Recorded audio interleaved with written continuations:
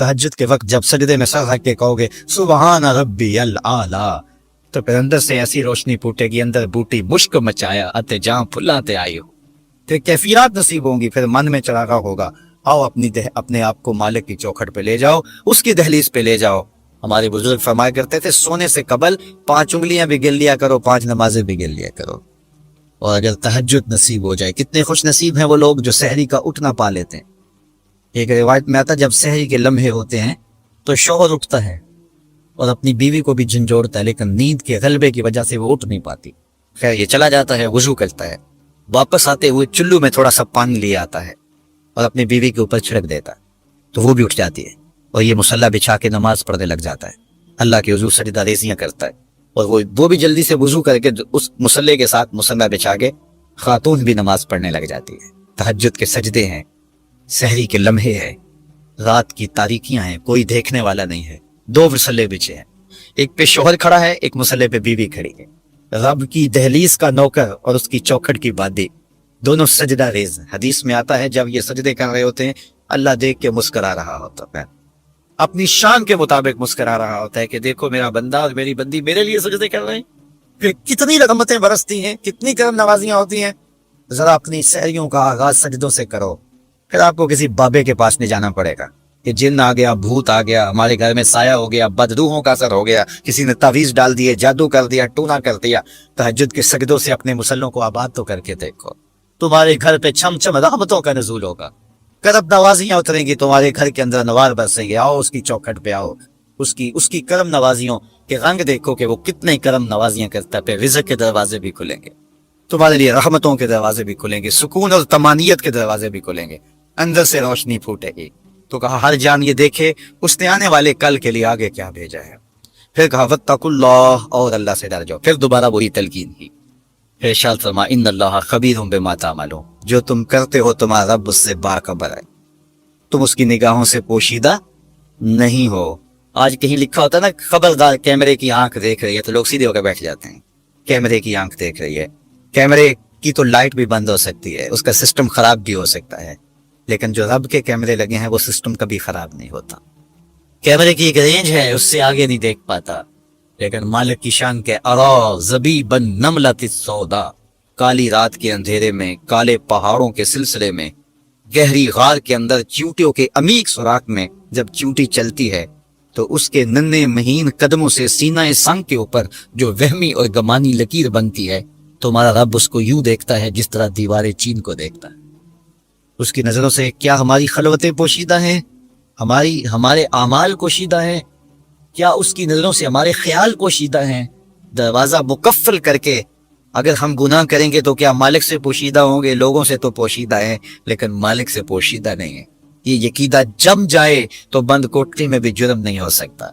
आप देखते नहीं हैं कि जब दरवाजे मुकफ्फल करके बुत के ऊपर भी मोटा खेस डाल के जुलेखा बोली है तलक यूसुफ अब तो आ जाओ, अब तो कोई नहीं देख रहा, तो जनाब यूसुफ ने कहा काला माअज़ल्लाह, मैं अल्लाह की पनाह में आता हूँ, तू अपने इस बेजान बुत और मुजस्मे से भी हया करती है और इसके ऊपर भी जो देख नहीं सकता पर्दा डाल लिया है, और मैं उससे हया ना करूं जो 7वीं कोठरी में भी देखता है। फिर इतनी रोशनियां बरसती हैं कि गुनाह का तसव्वुर भी मुहाल होता है, और यूसुफ भागते हैं तो अल्लाह दरवाजे को शादा करता चला जाता है। तो आओ तो इस चौखट पे, तो वो तो बंद कमरों के माहौल देखता है, उससे तो कोई चीज पोशीदा नहीं है। ये यकीन उतर जाए, रूह में जम जाए, तो फिर जिंदगी संवर जाती है। और मैं आपको एक और बात अर्ज करना चाहता हूँ कि बतौर सुन्नी आप तो ये भी अकीदा रखते हैं कि रसूल करीम की निगाहों से कुछ पोशीदा नहीं है, तो क्या ये अकीदा 3 घंटे के मुनाजरे के लिए रखा हुआ है कि अमल पे भी इसका कोई असर है? अगर अमल पे कोई असर है तो फिर बंद खलवत कदे में भी जुर्म करते शर्म आए कि रसूलुल्लाह की निगाहों से तो कुछ पोशीदा नहीं है। फिर हमारी खलवतें जो है वो पाक हो जाएं, हमारी जलवतें पाक हो जाएं, हम रसूलुल्लाह की निगाहों से भी पोशीदा नहीं रह सकते। उनकी निगाहें दूरबीन भी देखती है, हमारे रब की निगाहें भी देखती, हुजूर अल्लाह की अता से देखते हैं। तो जब ये अकीदे जम जाएंगे, रूह में उतर जाएंगे, तो जिंदगी में नज़म पैदा हो जाएगा। जहां कोई सिक्योरिटी नहीं पहुंचती, कोई अकीदा नहीं पहुंचता, कोई जो है वो कैमरा नहीं पहुंचता, वहां ये अकीदा पहुंचता है इन्नल्लाह खबीरुम बिमा तामलून, जो तुम करते हो तुम्हारा रब उससे बाखबर है। अल्लाह ताला जल्ला शानहू ने उस शख्स की कहानी को बयान किया है जो कयामत के दिन जहन्नम की तरफ जा रहा होगा। کچھ لوگ اسے پوچھیں گے ما سلککم فی سقر، کہ تم جہنم میں کیوں جا رہے ہو؟ تو وہ جواب میں کہے گا لم نک من المصلین، کہ ہم نماز نہیں پڑھا کرتے تھے۔ آج جہنم میں جانے کا سبب نماز نہ پڑھنا ہے۔ پنجگانہ نماز ہر عاقل بالغ مرد اور عورت پر فرض کی گئی ہے، اور قرآن مجید میں مختلف صیغوں سے 700 سے زائد مرتبہ اس کی تاکید ارشاد فرمائی گئی۔ سینکڑوں احادیث نماز کی تاکید، فضائل، ادا کرنے کی ترغیب اور نہ پڑھنے پر ترغیب میں وارد ہیں۔ اگر کوئی شخص نماز کا انکار کرتا ہے تو وہ دائرہ اسلام سے خارج ہے، لیکن اگر کوئی سستی کی وجہ سے نماز نہیں پڑھتا، صرف سستی کی وجہ سے نہیں پڑھتا، اللہ کا حکم جانتا ہے، اس کو کہا جائے آؤ نماز کو، تو وہ آگے سے مذاق نہیں کرتا یا نماز کا تمسخر یا استحقار نہیں کرتا، بلکہ بس اپنی سستی کی وجہ سے مسجد میں نہیں آتا۔ جو نماز کو ہلکا جانے، خفیف جانے، وہ بھی دائرہ اسلام سے خارج ہے، کافر ہے۔ لیکن جو شخص اس کو اللہ کا حکم جانتا ہے اور اس کو پڑھنا اپنے اوپر ضروری سمجھتا ہے، لیکن سستی کی وجہ سے پڑھ نہیں سکتا، تو اس کے بارے میں علماء کی آراء مختلف ہیں۔ حضرت امام اسحاق اور حضرت امام احمد رضی اللہ تعالی عنہما آپ تو فرماتے ہیں کہ ایسا شخص کافر ہے اور اس کو قتل کرنا واجب ہے۔ حضرت امام مالک کا قول ہے کہ، اور امام شافعی کا بھی یہی قول ہے، وہ بھی کہتے ہیں کہ اس کو قتل کیا جائے گا اور بطور حد قتل کیا جائے گا۔ حضرت امام اعظم امام ابو حنیفہ علیہ رحمہ آپ فرماتے ہیں کہ بے نمازی کو قتل نہیں کیا جائے گا، بلکہ اس پر تعزیر نافذ ہوگی۔ یہ حاکم وقت کی ثواب دید پر ہے کہ وہ اس پر کیا سزا دیتا ہے، اور فرمایا اس کو 7 قید کیا جائے گا اور توبہ کے لیے اس کو زور دیا جائے گا۔ اگر وہ توبہ کر لے تو اس کو قید سے باہر نکال لیا جائے گا، ورنہ اس کو قید رکھا جائے گا۔ صحابہ کہتے ہیں کہ ہم کسی عمل کے تارک کو کافر نہیں سمجھتے تھے سوائے نماز کے تارک کے، اور آقا کریم علیہ السلام کا ایک فرمان ہے من ترک الصلاۃ متعمدا فقد کفر جہارا، جس نے جان بوجھ کے نماز چھوڑی اس نے اعلانیہ کفر کیا۔ امام اعظم امام ابو حنیفہ علیہ رحمہ وہ فرماتے ہیں کہ یہ حدیث محل ترہیب میں ہے، گویا اس نے کافروں والا کام کیا، اس لیے آپ یہ فتویٰ دیتے ہیں کہ اس کو قید کیا جائے گا اور نماز کی پابندی کا زور دیا جائے گا، اور وہ توبہ کرے تو اس کو چھوڑ دیا جائے گا۔ لیکن باقی ائمہ بعض کہتے ہیں اس کو حداً قتل کیا جائے، اور امام اسحاق اور امام احمد کہتے ہیں اس کو قتل کرنا واجب ہے۔ تو بے نمازی جو اللہ کے حکم کی پابندی سستی کی وجہ سے نہیں کرتا، یہ اس کے لیے حکم ہے۔ جو شخص تحقیر کرتا ہے نماز کی، ہلکا جانتا ہے، تمسخر اڑاتا ہے یا اس کا انکار کرتا ہے، تو اس کے بارے میں علماء کے اندر کوئی اختلاف نہیں ہے، وہ ائمہ اربعہ کے نزدیک کافر ہے، دائرہ اسلام سے خارج ہے، مرتد ہے۔ لیکن سستی کی وجہ سے نماز نہ پڑھنے والا، اس کے بارے میں علماء کا یہ موقف ہے۔ حضرت غوث اعظم الشیخ سید عبد القادر جیلانی علیہ رحمہ آپ فرماتے ہیں کہ بے نمازی کو مسلمانوں کے قبرستان میں دفن نہ کر۔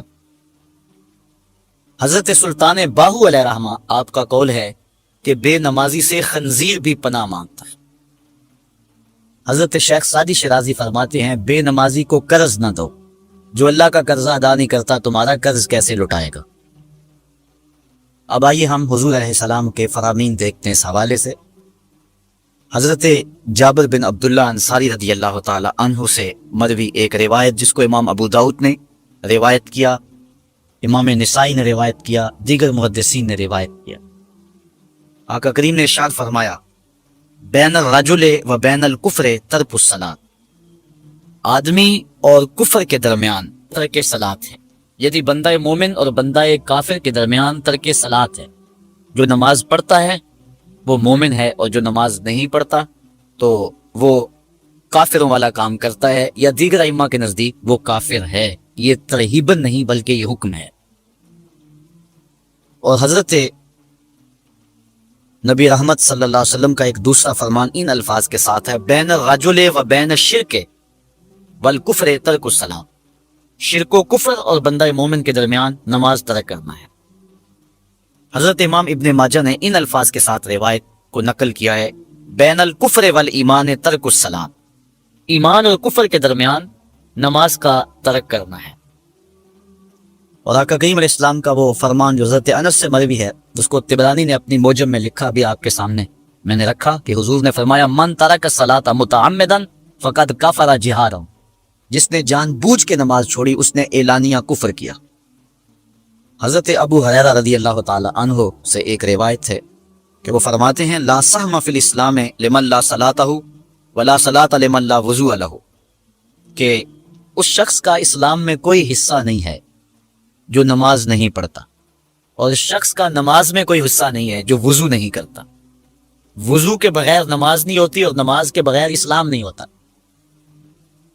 اور اسی روایت کو بالفاظ دیگر حضرت عبداللہ ابن عمر رضی اللہ تعالی عنہ نے حضور سے یوں روایت کیا ہے، طبرانی نے اپنی موجم میں اس کو لکھا، لا ایمان لمن لا امانتہ ولا صلاۃ لمن لا طہور لہ ولا دین لمن لا صلاۃ لہ۔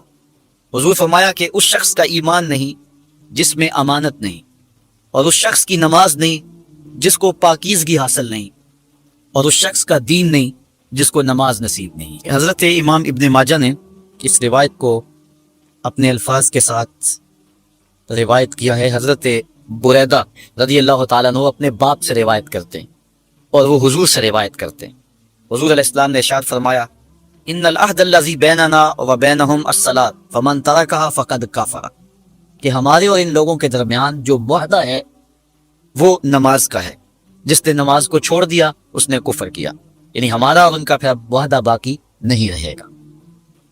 حضرت امام بخاری نے روایت نقل کی ہے، حضور نے ارشاد فرمایا من ترک الصلاۃ العصر فقد حبط اعمالہ، جس نے عصر کی نماز چھوڑی اللہ اس کے سارے عمل برباد کر دیتا۔ حضرت ابو ہریرہ رضی اللہ تعالی عنہ سے روایت ہے جس کو امام ابن ماجہ نے اور امام نسائی نے روایت کیا ہے، وہ حضور سے روایت کرتے ہیں، بڑی مشہور روایت ہے۔ حضور نے ارشاد فرمایا ان اول ما یحاسب به العبد بصلاته فان صلحت فقد افلح وانجح وان فسدت فقد خاب وخسر۔ فرمایا قیامت کے دن بندے سے سب سے پہلا حساب نماز کا لیا جائے گا، اگر اس کی نماز ٹھیک ہو گئی تو وہ فلاح پا گیا، اگر پہلا تول ٹھیک آ گیا تو وہ کامیاب ہے، وانجح اور نجات پا گیا، وان فسدت فقد خاب وخسر، اور اگر پہلا تول ہی ٹھیک نہ ہوا تو پھر وہ ذلیل و رسوا ہو گیا۔ حضرت عبادہ بن صامت رضی اللہ تعالیٰ عنہ سے ایک طویل روایت ہے، وہ کہتے ہیں کہ حضور علیہ السلام نے مجھے 7 چیزوں کا حکم دیا، مجھے وصیت کی کہ ان 7 کاموں کو کرنا ہے۔ ان کے اندر جو دوسری چیز تھی وہ حضور نے یہ ارشاد فرمائی وَلَا تَتْرُكُوا الصَّلَاةَ مُتَعَمِّدِينَ فَمَن تَرَكَهَا مُتَعَمِّدًا فَقَدْ خَرَجَ مِنَ الْمِلَّةِ، کہ جان بوجھ کے کبھی نماز نہ چھوڑنا، جس نے نماز چھوڑی وہ ملت اسلامیہ سے نکل گیا۔ اور حضرت معاذ بن جبل رضی اللہ تعالی عنہ سے بھی ایک طویل روایت ہے کہ حضور نبی رحمت صلی اللہ علیہ وسلم نے ان کو 10 وصیتیں کی تھی۔ حصول برکت کے لیے یہ ساری حدیث میں آپ کے سامنے رکھ دیتا ہوں۔ کہتے ہیں اوصانی رسول اللہ صلی اللہ علیہ وسلم بعشر کلمات، حضور نے مجھے 10 باتیں ارشاد فرمائیں، حکمت سے بھری اور رحمتوں سے بھری ہوئی ایک ایک بات ہے، ان کے بول بہاروں جیسے اور اصحاب ستاروں جیسے۔ تو اتنا خوبصورت کلام لہو خورشید کا ٹپکے اگر ذرے کا جگر چیے۔ حضور نے 10 باتیں حضرت معاذ بن جبل رضی اللہ تعالی عنہ کو بطور وصیت ارشاد کی۔ کہتے ہیں کالا، حضور نے مجھے کہا، ارشاد کیا لا تشرک باللہ شیئا وان قتلت وحرقت، اللہ کے ساتھ کسی کو شریک نہ ٹھہرانا، اگرچہ تجھے قتل بھی کیا جائے اور تجھے آگ میں جلا بھی دیا جائے، کبھی بھی اللہ کے ساتھ شریک نہ ٹھہرانا۔ دوسری بات حضور نے مجھے یہ ارشاد فرمائی ولا تعص والدیک وان امراک ان تخرج من اہلک ومالک، کہ اپنے والدین کی کبھی نافرمانی نہ کرنا، اگرچہ تجھے حکم دیں کہ اپنے مال کو اور اپنے بچوں کو لے کے گھر سے نکل جا، تو کہا یہ کر لینا، نکل جانا، لیکن والدین کی نافرمانی نہ کرنا۔ تیسری بات حضور نے ارشاد فرمائی ولا تترکن صلاۃ مکتوبا متعمدا فإن من ترک صلاۃ مکتوبۃ متعمدا فقد برئت منہ ذمۃ اللہ. فرمایا اے معاذ بن جبل، فرض نماز جان بوجھ کر کبھی بھی نہ چھوڑنا. زندگی میں کبھی نہ ہو کہ تجھ سے فرض نماز چھوٹے، اس لیے کہ جس نے فرض نماز جان بوجھ کے چھوڑ دی، اللہ اس کے رسول نے اس سے اپنا ذمہ اٹھا لیا. اب وہ جدھر مرضی جائے، اللہ نے جو ذمہ لیا ہوا ہے مومن کا، اللہ اٹھا لیتا ہے. چوتھی چیز حضور نے جو ارشاد فرمائی، وَلَا تَشْرِبَنَّ خَمْرًا فَإِنَّهُ رَأْسُ كُلِّ فَاحِشَةٍ. اے معاذ بن جبل، زندگی میں کبھی بھی شراب نہ پینا. ہر بے حیائی کی جڑ ہے اور بنیاد ہے شراب. پانچویں چیز کہتے ہیں حضور نے جو مجھے ارشاد فرمائی وہ یہ تھی، وَإِيَّاكَ وَالْمَعْصِيَةَ فَإِنَّ بِالْمَعْصِيَةِ حَلَّ سَخَطُ اللَّهِ. کہا کبھی اللہ کی نافرمانی نہ کرنا. اللہ کی نافرمانی سے اللہ کی ناراضگی مول لینے والی بات ہے. اللہ تعالیٰ کی معصیت سے اس کی ناراضگی جائز ہو جاتی ہے، حلال ہو جاتی ہے. اور چھٹی چیز کہتے ہیں حضور نے یوں ارشاد فرمائی، وَإِيَّاكَ وَالْفِرَارَ مِنَ الزَّحْفِ وَإِنْ هَلَكَ النَّاسِ. کہا جب محاذ پہ ڈٹا ہونا تو کبھی پیٹھ نہ پھیرنا. اگرچہ لاشیں جو ہیں وہ گر رہی ہوں اور لوگ ہلاک ہو رہے ہوں، سارے لشکر کے ہلاک ہو جانے کا ڈر بھی ہو، لیکن کہا معاذ بن جبل میں تمہیں وصیت کرتا ہوں کبھی پیٹ پھیر کے بھاگنا نہیں ہے. حضور نے کہتے ہیں مجھے جو ساتویں چیز ارشاد فرمائی وہ یہ تھی، وَإِنْ أَصَابَ النَّاسَ مَوْتٌ فَاثْبُتْ. اگر تو کسی ایسے علاقے میں رہتا ہو جہاں موت آ جائے، کوئی بیماری آ جائے موت والی، تو علاقہ چھوڑ کے بھاگنا نہ، وہیں رہنا. تیری قسمت میں زندگی ہوئی، تجھے کوئی موت دے نہیں سکتا. اور اگر موت تیرے لیے لکھی گئی ہے تو جہاں مرضی چلا جائے تو موت سے بچ نہیں سکتا. اس لیے ایسے مقام سے بھاگ کر نہ جانا، وہیں ڈٹے رہنا اور وہیں رکے رہنا. آٹھویں چیز کہتے ہیں حضور نے مجھے ارشاد فرمائی، وَأَنفِقْ عَلَىٰ أَهْلِكَ مِن طَوْلِكَ. کہا اللہ نے تجھے جو وسعت دی ہے، تجھے جو مال دیا ہے، اس کو اپنی اولاد پر کھل کے خرچ کرنا. اپنی اولاد سے بخل نہ کرنا. اولاد کے معاملے کے اندر جہاں ان کی ضرورت ہو اس کو کھل کے پورا کرنا ہے. اور حضور نے نویں بات جو ارشاد فرمائی وہ یہ تھی، وَلَا تَرْفَعْ عَنْهُمْ عَصَاكَ أَدَبًا. اپنی اولاد کو ادب سکھانے کے لیے ڈنڈا نہ چھوڑنا، عصا ہمیشہ لٹکا کے رکھنا، کوڑا باندھ کے رکھنا. اور 10ویں چیز کہتے ہیں حضور نے جو مجھے ارشاد فرمائی، وَأَخْفِهِمْ فِي اللَّهِ. اپنی اولاد کے دل میں اللہ کا خوف ڈالتے رہنا، اللہ کا ڈر پیدا کرنا اپنی اولاد کے اندر. تو نے اپنی اولاد کو یونیورسٹی اور کالجوں تک پہنچایا، بیرون ملک سے بھی تعلیم دلوائی، لیکن اللہ کا خوف نہ سکھایا. اللہ کا خوف سکھانا اپنی اولاد کو، ایسے لوگوں کی صحبت میں بٹھانا جن کی صحبت میں بیٹھ کر اللہ کا خوف پیدا ہو جائے. ان کو ایسی کتابیں لا کے دینا کہ جن سے خشیت الہی ان کے سینے میں پیدا ہو. اگر تو نے سب کچھ دے دیا، عالی نسب بنگلے دے دی اپنی اولاد کو، تو نے جو ہے وہ بہت اچھی تعلیم دلوا دی اپنی اولاد کو، دنیاوی سوسائٹی کے اندر ان کا وقار بہت بلند ہو گیا، تو نے سب کچھ دے دیا اپنی اولاد کو، اللہ کا خوف نہیں دیا تو کچھ بھی نہیں دیا. تو حضور نے جو 10ویں وصیت حضرت معاذ بن جبل کو کی وہ یہ ہے کہ انہیں اللہ سے ڈراتے رہنا، اللہ تعالیٰ کا خوف، ان کی خشیت ان کے سینے میں پیدا کرنا. اللہ اکبر. حضور کا ایک اور فرمان سنیے. حضور نے فرمایا کہ جو شخص نماز چھوڑتا ہے، ایک طویل حدیث ہے جس کا یہ حصہ ہے، وَكَانَ يَوْمَ الْقِيَامَةِ مَعَ قَارُونَ وَفِرْعَوْنَ وَحَامَانَ وَأُبَيِّ بْنِ خَلَف. جو نماز ترک کرتا ہے قیامت کے دن قارون کے ساتھ، فرعون کے ساتھ، حامان کے ساتھ اور ابی ابن خلف کے ساتھ کھڑا کر دیا جائے گا. جس صف میں اللہ کے دشمن کھڑے ہوئے ہوں گے، بے نوازی کو بھی اس صف میں کھڑا کر دیا جائے گا. کتنی رسوائی، کتنی ذلت ہے. کوئی بندہ یہ گوارا کرتا ہے کہ مجھے اس صف میں کھڑا کر دیا جائے جس میں دشمنان خدا کھڑے، دشمنان رسول کھڑے ہو. میری کوئی بہن، میری کوئی بیٹی کیا یہ گوارا کر سکتی ہے کہ اس کو حضور پہ کانٹے پھینکنے والی ام جبیل کے ساتھ کھڑا کر دیا جائے، اس کو حضور کو اذیت دینے والی عورتوں کے ساتھ کھڑا کر دیا جائے؟ نہ میری کوئی بہن اور نہ کوئی میری ماں اس بات کو گوارا کرتی. تو جب ہم یہ گوارا نہیں کرتے تو پھر ہمیں عزم کرنا چاہیے کہ آج کے بعد نماز نہیں چھوڑنی. تو آئیے میں اور آپ اپنی زندگی کو ایک نظم میں لائیں. جو اللہ نے ہمیں مہلت دی، وقت دیا، آج ہمیں اللہ نے مہلت دی ہے، ہمارے پاس ابھی زندگی ہے، سانسیں چل رہی ہیں، توبہ کا دروازہ بھی بند نہیں ہوا. اس کے چوکھٹ، اس کے حضور آئیں گے، توبہ کریں گے، وہ سارے گناہ معاف کر دے گا. آئیے اپنی زندگی کو اس کی دہلیز پہ لے آئیں. بہت وقت ہم گزار چکے، لیکن جو وقت باقی ہے اس کو مالک کے لیے گزاریں، ایک ایک سانس اس کے نام کر دیں، اس کے محبوب کی اطاعت کو، فرما برداری کو شعار زندگی بنا لیں۔ سورت یاسین جو شخص اپنے دن کا آغاز سورہ یاسین سے کرتا ہے، سارا دن اس کی حفاظت ہوتی ہے، شیاطین سے، شریروں سے، شر سے، گناہوں سے اور بہت سارے معاملات سے اور نادیدہ حملوں سے، بہت کچھ چیزوں سے اللہ تعالیٰ اس کو محفوظ رکھتا ہے۔ تو سارے سورہ یاسین کی تلاوت اپنے معمولات میں شامل کر لیں شریعت کا۔ پھر سونے سے قبل سورۃ الملک ایک مرتبہ ضرور پڑھیے گا۔ جس طرح سورہ یاسین پڑھتے ہیں تو سارا دن آپ کی حفاظت رہتی ہے، اور سورہ ملک اگر پڑھتے ہیں تو ساری رات آپ کی حفاظت رہتی ہے، اور سورہ واقعہ ایک مرتبہ یہ زندگی میں معمول بنا لیں، کیونکہ ہمارے جو معاشی مسائل ہیں اس کا بہترین روحانی حل سورہ الواقعہ ہے۔ سورہ الواقعہ کی تلاوت کرنے والا کبھی بھی کنگال نہیں رہتا۔ میں جب بھی اللہ کی توفیق سے یہ محسوس کرتا ہوں کہ ادارے کو وسائل کی ضرورت ہے تو سورہ واقعہ کو زیادہ پڑھنا شروع کر دیتا ہوں، تو اللہ خزانہ غیب سے مدد فرما دیتا ہے۔ اور جب بھی کبھی میں چاہتا ہوں حرمین طیبین میں حاضری کے لیے تو سورہ واقعہ کی تلاوت میں لازمی کرتا ہوں، اس نیت سے کہ اللہ اس کی برکت سے وہاں چونکہ ایک کا 1 لاکھ کے بدلے میں جو ہے وہ ثواب ہے، تاکہ جو ہے وہ زیادہ سے زیادہ اللہ تعالیٰ وسائل عطا فرمائے۔